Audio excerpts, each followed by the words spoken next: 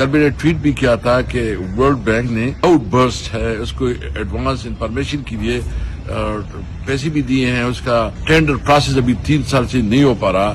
مجھے سمجھ نہیں آ رہی کہ حکومت جو ہے نا کس طرح اتنی نیگلیجنس سے کام لے رہی ہے. میں انشاءاللہ اسمبلی میں بھی اس پہ بات کروں گا, اس کی وجوہات بھی پوچھوں گا, اور جو ذمہ دار ہے میرا مطالبہ ہوگا کہ ان کے خلاف جو ہے نا کارروائی ہو. میں اپنے ان تمام عوام سے دلی افسوس کا اظہار کرتا ہوں جن کی نقصانات ہوئے ہیں, جن کے پیارے جو ہے نا اس میں شہید ہوئے ہیں, وہ بنیر میں ہو, وہ سوات میں ہو, وہ خیبر پختونخوا کے جتنے علاقے میں ہو, ان کے لیے دلی ہمدردی ہے.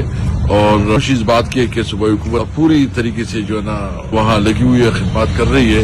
جو قیمتی جانوں کا ضیاع ہے اس کا تو کوئی عمل بدل نہیں ہے, لیکن پھر بھی جو بھی ہو سکتا ہے وہ کیا جا رہا ہے. میں اس میں موقع پہ جو ہمیں سیریس چیلنج ہے کلائمیٹ چینج کا, آپ کو پتا ہے کہ کلائمیٹ چینج ہمارے لیے ایک بہت بڑا ڈیزاسٹر لے کے آ رہی ہے, اور یہ مسلسل ہو رہا ہے. اور اس کے حوالے سے کل میں نے ٹویٹ بھی کیا تھا کہ ورلڈ بینک نے آؤٹ برسٹ ہے اس کو ایڈوانس انفارمیشن کے لیے پیسے بھی دیے ہیں. اس کا ٹینڈر پروسیس ابھی 3 سال سے نہیں ہو پا رہا. مجھے سمجھ نہیں آ رہی کہ حکومت جو ہے نا کس طرح اتنی نیگلیجنس سے کام لے رہی ہے. میں انشاءاللہ اسمبلی میں بھی اس پہ بات کروں گا, اس کی وجوہات بھی پوچھوں گا, اور جو ذمہ دار ہے میرا مطالبہ ہوگا کہ ان کے خلاف جو ہے نا کارروائی ہو.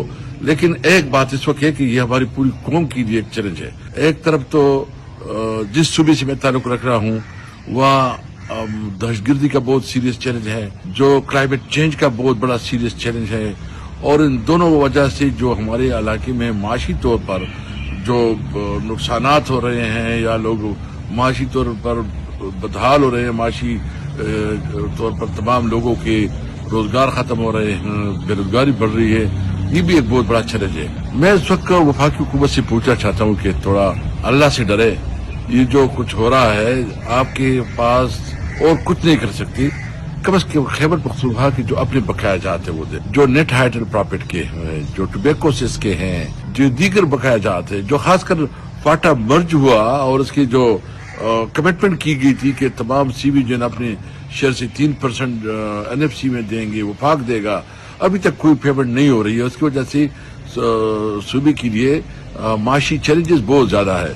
اور جو کمٹمنٹ کی گئی تھی کہ ہم پاٹا میں 1000 بلین کا وہ دیں گے, تو میں مطالبہ کرتا ہوں کہ اس موقع پہ کم از کم صوبے کی جو کمیٹڈ فنڈز ہیں وہ ریلیز کروائے جائیں, تاکہ اس ریلیف میں عوام کی صوبائی حکومت کے پاس اتنے وسائل ہو کہ وہ ریلیف کے معاملات میں بڑھ چڑھ کر حصہ لے اور ٹائملی لوگوں کو ریلیف ملے.